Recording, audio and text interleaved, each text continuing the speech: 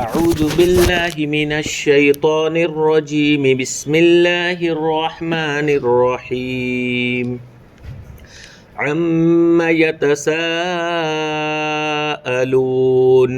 عن النبأ العظیم الذي هم فيه مختلفون كلا سيعلمون ثم كلا سيعلمون ألم نجعل الأرض مهادا والجبال أوتادا وخلقناكم أزواجا وجعلنا نومكم سباتا وجعلنا الليل لباسا وجعلنا النهار معاشا وبنينا فوقكم سبعا شدادا وجعلنا سراجا وهاجا وأنزلنا من المعصرات ماء ثجاجا لنخرج به حبا ونباتا وجنات الفافا۔ شروع اللہ کے نام سے جو بڑا مہربان سب پر رحم کرنے والا ہے۔ وہ کس چیز کے بارے میں سوال کر رہے ہیں؟ بہت بڑی خبر کے بارے میں سوال کر رہے ہیں۔ وہ خبر کہ جس کے اندر وہ لوگ خود اختلاف کر رہے ہیں۔ ہرگز نہیں، عنقریب وہ لوگ جان لیں گے، پھر ہرگز نہیں، عنقریب وہ لوگ جان لیں گے۔ کیا ہم نے زمین کو بچھو فراش نہیں بنایا؟ کیا ہم نے زمین کو بچھونا نہیں بنایا اور پہاڑوں کو میخ نہیں بنایا؟ اور ہم نے تم کو جوڑا جوڑا پیدا کیا، اور ہم نے تمہارے لیے تمہاری نیند کو راحت کا ذریعہ بنایا، اور ہم نے رات کو لباس بنایا، اور ہم نے دن کو روزی کا ذریعہ بنایا، اور ہم نے تمہارے اوپر 7 آسمان بنائے، اور ہم نے سورج کو بھڑکتا ہوا چراغ بنایا۔ یہ 30واں پارہ ہے اور یہ سورہ نبا ہے۔ نبا کا معنی ہے بہت بڑی اور بھاری خبر۔ عام خبر کو نبا نہیں کہا جاتا ہے، بلکہ عربی زبان میں نبا کا لفظ جو استعمال ہوتا ہے وہ بہت بڑی بھاری خبر ہو تو اس کے لیے نبا کا لفظ استعمال ہوتا ہے۔ اللہ تبارک و تعالی فرماتے ہیں، دیکھیے مکہ کے اندر حضور اکرم صلی اللہ علیہ وسلم نے جب دعوت چلائی، قرآن کریم نازل ہو رہا تھا، اور قرآن کریم نے اسلام اور ایمان کو بیان فرمایا۔ مکی زندگی کے اندر اکثر و بیشتر صورتوں میں خاص کر کے مضمون یہ توحید، رسالت اور آخرت، جو 3 ایمان کے بنیادی رکن ہیں۔ ایمان میں خاص طور پر ان 3 چیزوں کو اہمیت دی جاتی ہے کہ ان 3 چیزوں کو سب سے پہلے پختہ کرنا ضروری ہے۔ ایمان پختہ کرنے کے لیے توحید، رسالت اور آخرت، ان 3 چیزوں پر قرآن کریم نے بہت زیادہ زور دیا ہے مکی زندگی میں۔ مکی جو قرآن کریم کی صورتیں ہیں ان میں ان 3 مضمون کو خاص طور پر اللہ سبحانہ و تعالیٰ نے بیان فرمایا ہے۔ جب قیامت وغیرہ کا تذکرہ ہوا اور قیامت وغیرہ کے بارے میں بیان فرمایا تو لوگ یعنی مشرکین جو اللہ کے رسول کو نہیں مانتے تھے وہ مزاحیہ طور پر مذاق کرنے لگے۔ قیامت کی باتیں کر رہے ہیں، قیامت کب آئے گی؟ تو قیامت کیسی ہوگی، کب آئے گی؟ لکھا ہے مفسرین نے کہ ان کا سوال کرنا اور پوچھنا یہ بھی ایک مذاق کے انداز میں تھا۔ ان کو یقین نہیں تھا کہ قیامت کب آئے گی، اور یقین کرتے بھی تو مسلمان ہو جاتے، لیکن وہ بس ایسے ہی حضور اکرم صلی اللہ علیہ وسلم کے پاس آ کے اور آپس میں بھی سوالات کرتے تھے. بعض مفسرین نے یہ بھی ایک قول ذکر کیا ہے کہ آپس میں بحث کرتے تھے مشرکین آپس میں. ان میں سے بعض مانتے تھے کہ ہاں بھائی مرنے کے بعد دوبارہ کی یہ جو زندگی وغیرہ اور یہ قیامت کا آنا ہو بھی سکتا ہے. اور بعض کہتے ہیں جا ایسا تو تھوڑی ہو سکتا ہے. تو آپس میں یہ اس طرح سے اختلاف کر کے ایک دوسرے کو سوال کرتے تھے. تو اللہ سبحانہ و تعالیٰ نے ان سوالوں کے جوابات میں اور ان کی بحث و مباحثہ جو کر رہے تھے تو ان کے بارے میں یہ سورت میں ذکر فرمایا عَمَّ يَتَسَاءَلُونَ. کس چیز کے بارے میں وہ لوگ سوال کر رہے ہیں؟ اللہ تعالیٰ فرماتے ہیں کون سی چیز کے بارے میں یہ لوگ سوال کر رہے ہیں؟ عن النبأ العظیم. پھر اللہ تبارک و تعالیٰ خود ہی فرماتے ہیں بہت بڑے بھاری خبر اور بڑا واقعہ ہے اس کے بارے میں وہ لوگ سوال کر رہے ہیں، اس لیے کہ قیامت کوئی معمولی چیز نہیں ہے. اللہ سبحانہ و تعالیٰ نے نبا کے لفظ سے قیامت کے بارے میں وہ لوگ سوال کر رہے ہیں اس کو نبا کے بارے میں، یعنی گویا بہت بڑی بھاری چیز ہے قیامت. یہ کوئی معمولی چیز نہیں ہے کہ بس قیامت کہہ دیا کہ بس قیامت آئے گی. یہ قیامت نہیں. اللہ کے نبی صلی اللہ علیہ وسلم فرماتے ہیں جن صورتوں میں قیامت کا تذکرہ ہے ان صورتوں کا نام لے کے کہ سورہ ہود وغیرہ اس طرح کی صورتوں نے جن میں قیامت کا تذکرہ ہے مجھے بوڑھا بنا دیا. خود اللہ کے نبی صلی اللہ علیہ وسلم اس طرح سے فرماتے ہیں. گویا قیامت یہ کوئی معمولی چیز نہیں ہے بلکہ ہمارے دلوں میں بھی اللہ رب العالمین کا ڈر چھا جانا چاہیے کہ ہمیں بھی اللہ رب العالمین کے سامنے جانا ہے. قیامت قائم ہوگی، حساب کتاب ہوگا، نامہ اعمال سارے کھل جائیں گے. چھپ چھپ کر جو راتوں کی اندھیریوں میں گناہ کیے وہ بھی سب کے سامنے آ جائیں گے. کیا ہوگا ہمارا؟ ذرا ہمیں سوچنا چاہیے اس پر بھی. آج قیامت وغیرہ کا تذکرہ ہوتا ہے ہمارے دلوں پر اثر تک نہیں ہوتا. یعنی ایمان گویا ہمارا کتنا کمزور ہو چکا ہے. موت کے بعد کی زندگی کو مسلمان بھلا چکا ہے.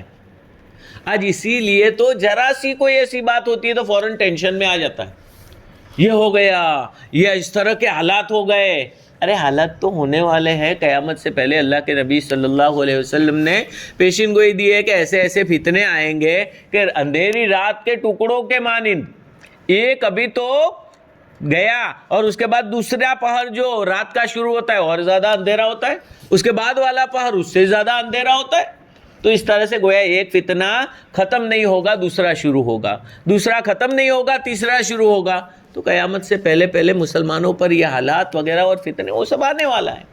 اس لیے یہ کوئی پریشانی کی بات نہیں ہے. بس اللہ رب العالمین کی طرف ہمارا یقین ہونا چاہیے، اللہ تعالیٰ پر بھروسہ ہونا چاہیے. کرنے والی ذات وہی ہے اور اس کے حکم کے بغیر ایک پتا بھی درخت کا نہیں ہل سکتا، کوئی ہمارا کچھ بھی نہیں بگاڑ سکتا، اور اس کا حکم آئے گا تو کوئی بچا نہیں سکتا. تو یہ ہمارا یقین پیدا کرنا چاہیے ہمیں ہمارے دلوں میں، اور ایمان پر محنت کرنی چاہیے. الذی ہم فیہ مختلفون. اللہ رب العالمین فرماتے ہیں کہ وہی چیز، وہی بڑی خبر کہ جس میں وہ لوگ اختلاف کر رہے ہیں کہ وہ قیامت آئے گی کہ نہیں آئے گی، کہاں آئے گی، کیسے آئے گی، کچھ بھی نہیں آئے گا. اللہ رب العالمین اس کا جواب دیتے ہوئے کلا کا لفظ استعمال فرماتے ہیں. کلا کا لفظ عربی زبان کے اندر کسی کو ڈانٹنے اور جھڑکنے کے لیے استعمال ہوتا ہے. جیسے ہٹ یہاں سے، یہ کیسی باتیں کرتا ہے، ہٹ یہاں سے کر کے جو جھڑکتے ہیں، تو اس طرح سے کلا کا لفظ جھڑکنے کے لیے. کلا ہرگز نہیں، یعنی جو تم لوگ کہہ رہے ہو کہ قیامت نہیں آئے گی اور یہ کیسے ہوگا، یہ ایسی باتیں نہیں ہیں، بلکہ قیامت آنے والی ہے. اور جو لوگ ایسی باتیں کر رہے ہیں اور قیامت کا انکار کر رہے ہیں اور قیامت کے بارے میں مذاق کے انداز میں سوالات کر رہے ہیں، کلا سیعلمون، وہ لوگ عنقریب جان لیں گے جب موت آ جائے گی اور یہ دنیاوی غبار جو آنکھوں پر لگا ہوا ہے وہ چھٹ جائے گا اور حقیقت کی آنکھ کھل جائے گی.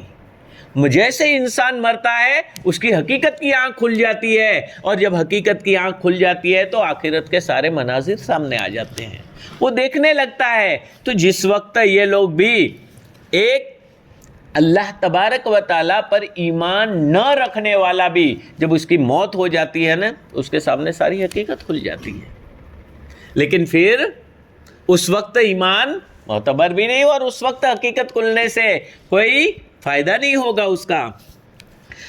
تو اللہ تبارک و تعالیٰ فرماتے ہیں کلا سیعلمون، ہرگز نہیں، ان قریب وہ لوگ جان لیں گے۔ ثم کلا سیعلمون، تاکید کے لیے دوبارہ فرمایا، پھر ہرگز نہیں، ان قریب وہ لوگ جان لیں گے۔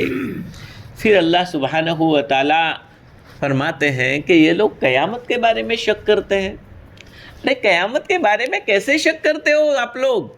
قیامت قائم کرنا، جو اللہ یہ پوری دنیا بنانے پر قادر ہے، انسانوں کو بنانے پر قادر ہے، ساری نعمتوں کو دینے پر قادر ہے، وہ قیامت کیوں نہیں لا سکتا؟ اس کے لیے قیامت لانا بہت آسان ہے۔ اس لیے اللہ تبارک و تعالیٰ اپنی قدرت کو بتلا رہے ہیں۔ دیکھیے اس سے پہلے والی سورہ مرسلات، اس کے اندر بھی قیامت کا تذکرہ کیا گیا تھا، اور اس پر جو سوالات ہوئے تو یہاں اس کا جواب دیا جا رہا ہے۔ اور اس صورت کے اندر تو اللہ تبارک و تعالیٰ اب اپنی قدرت کاملہ کو، وہاں پر بھی قدرت کاملہ کو بیان کرنے کے بعد قیامت کا تذکرہ فرمایا تھا، اللہ تبارک و تعالیٰ یہاں قدرت کاملہ کو ذکر فرما کے قیامت کو ثابت فرما رہے ہیں۔ اللہ سبحانہ و تعالیٰ فرماتے ہیں الم نجعل الارض مہادا، کیا ہم نے زمین کو بچھونا نہیں بنایا، زمین کو فرش نہیں بنایا کہ جن پر آسانی سے چل پھر سکے انسان۔ کتنا بہترین آدمی زمین پر سو بھی سکتا ہے، چل بھی سکتا ہے، پھر بھی سکتا ہے، غلہ بھی اگا سکتا ہے۔ اگر اللہ تبارک و تعالیٰ پتھر کی طرح ساری زمین کو اگر سخت بنا دیتے تو غلہ کہاں سے اگتا؟ اور اگر بالکل نرم بنا دیتے، ریگستان جیسا کہ اندر پاؤں رکھتے ہی اندر گھس جائے تو بھی آدمی پریشان ہو جاتا ہے، چلتا کیسے؟ اللہ رب العالمین نے ہماری کتنی رعایت کی، اپنارا کتنا سمجھو خیال رکھا ہے ہر طرح سے کہ میرے بندوں کو ان چیزوں کی ضرورت تو وہ بھی مہیا کر دیا۔ میرے بندوں کو اوپر چلنا ہے تو اس انداز سے زمین کو بنایا کہ اوپر آرام سے آدمی چل سکے، اس طرح سے بنایا کہ اس کے اندر غلہ وغیرہ اگا سکے، درخت وغیرہ، پھل فروٹ وغیرہ، ساری چیزیں زمین سے پیدا کر سکے، اگا سکے۔ تو الم نجعل الارض مہادا والجبال اوتادا، جب اللہ رب العالمین نے زمین کو بچھایا، پانی پر زمین ہلنے لگی تو وہ ہلے نہیں، اس لیے اندر کیلیں لگا دی۔ اور وہ کیلیں کون سی ہے؟ پہاڑ کی۔ اتنے بڑے پہاڑ کی کیلیں لگانے والا اللہ کیا ان پہاڑوں کو ختم نہیں کر سکتا؟ اس زمین کو ختم کر کے دوبارہ پیدا نہیں کر سکتا؟ بالکل کر سکتا ہے، وہی تو قیامت میں ہونے والا ہے۔ تو گویا قیامت قائم کر سکتا ہے، اللہ تعالیٰ اپنی قدرت کو بتلا رہے ہیں۔ دیکھیے سائنس نے بھی اس بات کو ثابت کیا ہے کہ پہاڑ جتنا باہر اونچا ہوتا ہے نا، اس سے کئی گنا زیادہ اندر ہوتا ہے زمین میں۔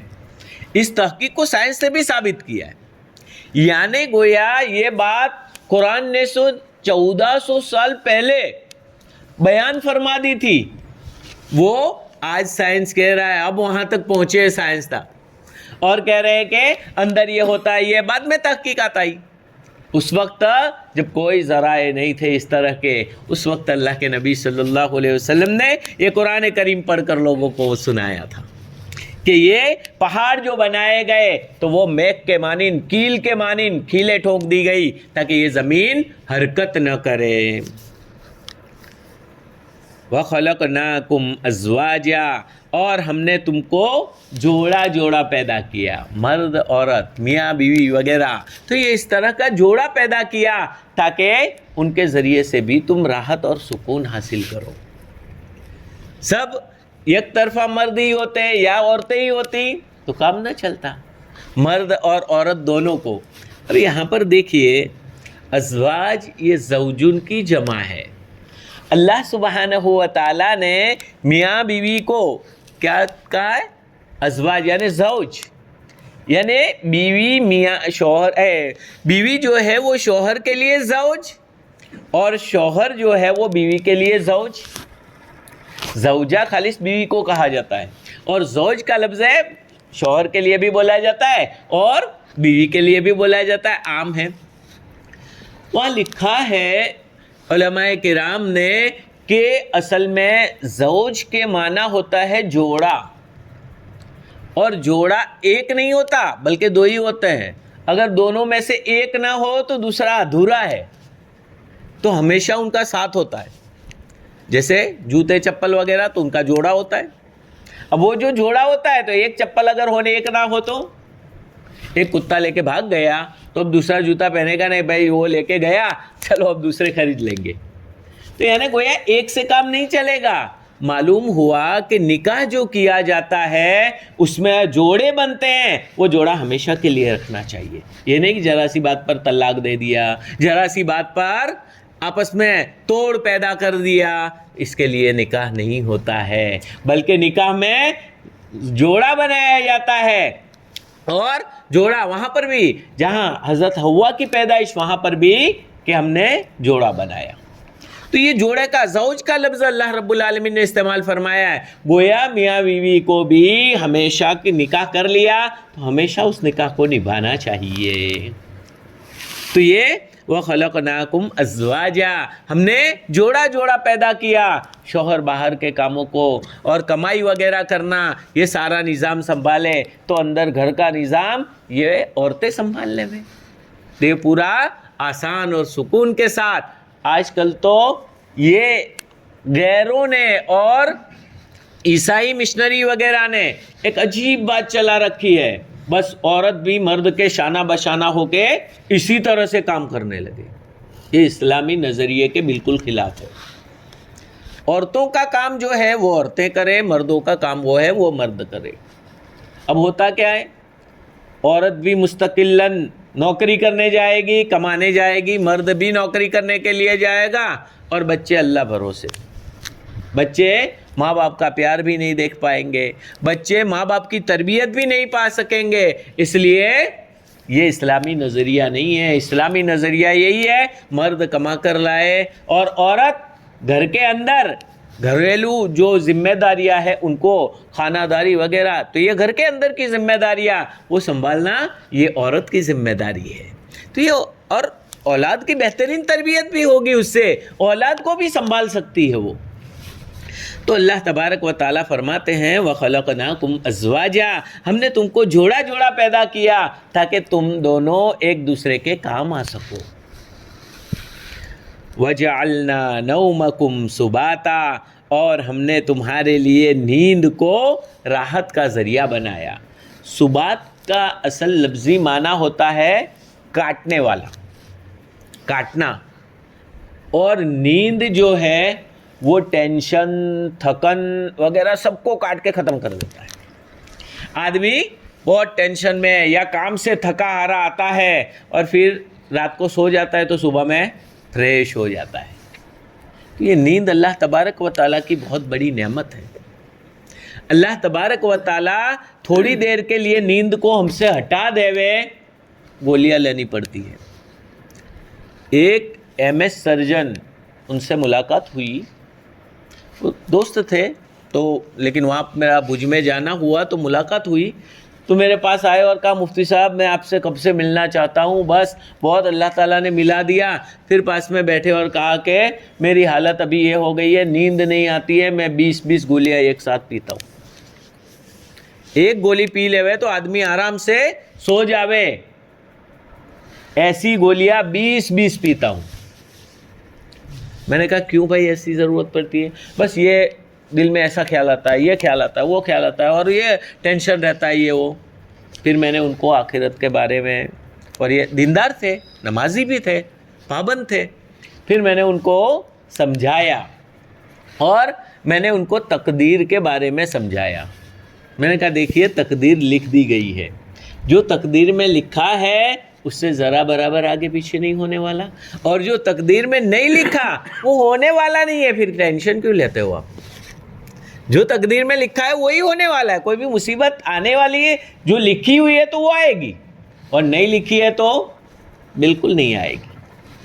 تو خواہ مخواہ میں نے کہا پریشان کیوں ہونا، تو وہ نسخہ وغیرہ سمجھا کر ان کو سمجھایا. رفعت الاقلام وجفت الصحف، لکھا ہوا خشک ہو گیا، قلم کو اٹھا لیا گیا، یعنی اب وہ تبدیل ہونے والا نہیں ہے. میں نے کہا پھر خواہ مخواہ کیوں ٹینشن لینا آپ کو، وہ جو اللہ تعالیٰ نے لکھا. ہمیں جو آخرت کی فکر کرنا ہے اور اچھے اعمال کرنا ہے اس کی فکر وغیرہ کی جائے.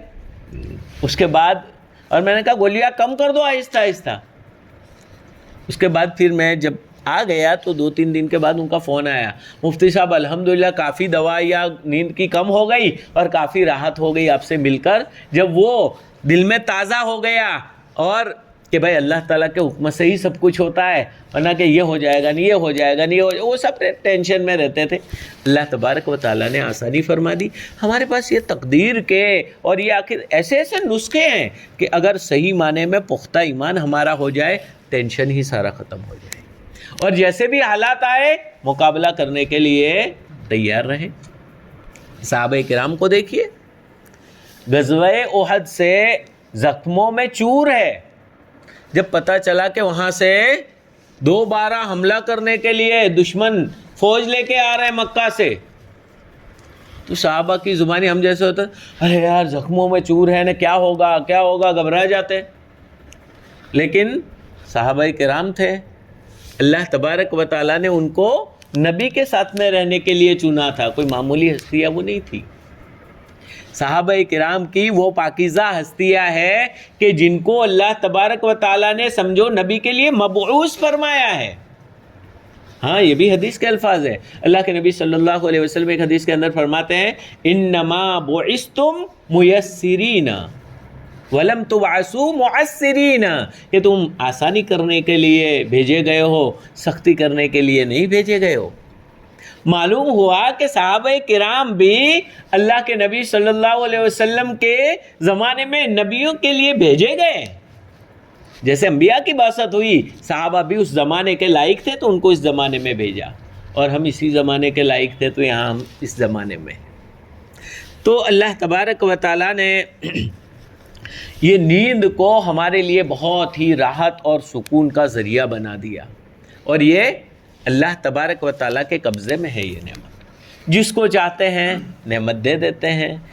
اس لیے فٹ پاتھ پر سونے والا بھی دیکھو بے فکر کبھی سویا، آرام سے سویا ہوا ہوتا ہے، اور مالدار لوگ اے سی وغیرہ سارے اسباب مہیا ہے، سب سونے کے لیے کوئی پریشانی نہیں، لیکن پھر بھی نیند نہیں آتی، کروٹیں لیتا رہتا ہے.